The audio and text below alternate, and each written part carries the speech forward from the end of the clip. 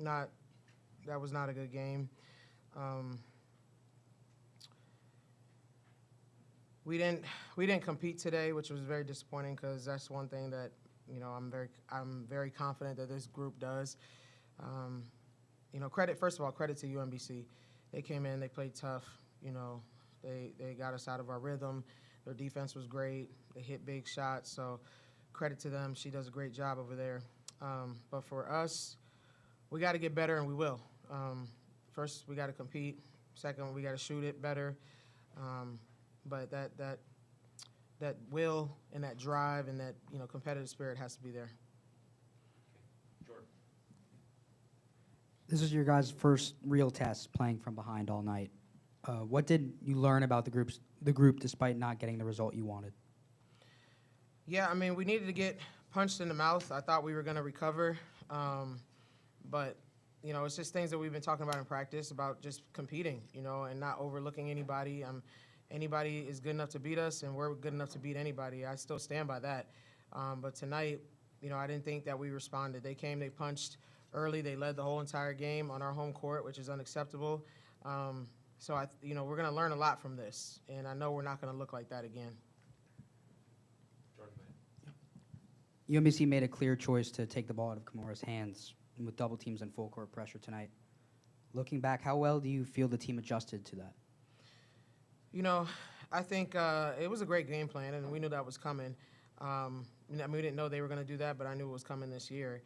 But, at the same time, other players have to step up, and I think if everybody's stepping up, then, they can't execute that game plan. So they made it tough on Mo. Mo had a tough shooting night, but I still have a lot of faith in her ability to, carry the team. And I went to her at the end, even though she had a tough shooting night, because I do have that trust. But there was good moments from these two. Bree really stepped up. Bree had 22.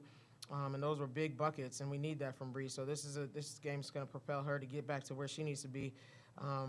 But we missed a lot of layups.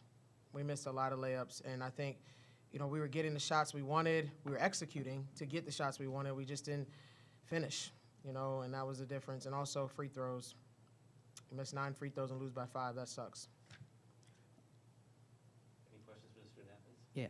For Brianna, you had a career-high 22 tonight in the loss. How do you balance the pride in your performance with the disappointment in the outcomes?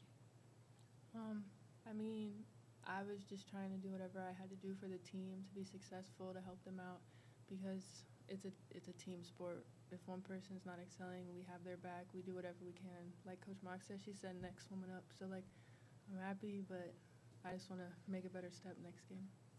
For Gabby, you brought a lot of energy in the second half tonight. What's your mentality at being down in the first half, bringing that energy to help lift up your teammates?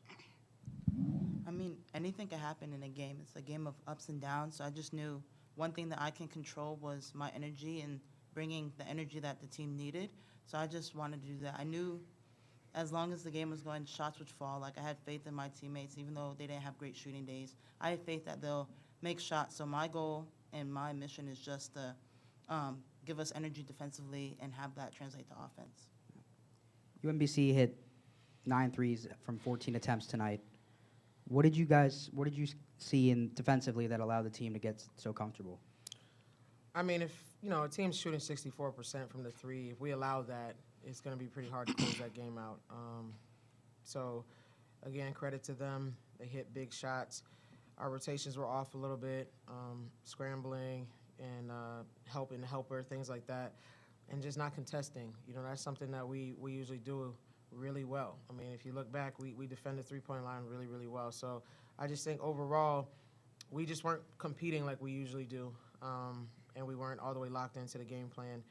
I thought last game we were, and we took a team that runs multiple things out of their sets and kind of controlled the game defensively. I think this game we just weren't all on the same page, and UMBC took advantage of that. Yeah. Forced a lot of turnovers in the second half and swung momentum with the press in the third quarter, then tying the game in the fourth. How does that press approach affect how you think defensively moving forward? It's something that we've been working on, and I think we have players that can execute, in the press and turn some people over. But, we didn't. I know that we can defend better than we defended in this game. Yes, the press kind of got us back in the game, and it's definitely something that we're going to continue to do. But our half-court defense was not good, and we need to be able to defend better. And one last question: how do you make sure a loss like this becomes a turning point rather than a setback? Oh, it will be a turning point because I just know the people in that locker room, players and coaches, and I know everybody's hurt by that. I know everybody's shocked that we looked that bad and we couldn't kind of get out of it. So I know it's going to be. I'm confident in this group. I still stand by my team, and I know the talent that we have. Unfortunately, we had to suffer a loss like this 3 games into the season when we know that we should have beat this team. But now it's just about getting better, getting back to what we were doing, and making sure we never look like that again. Thanks, ladies. Thank you.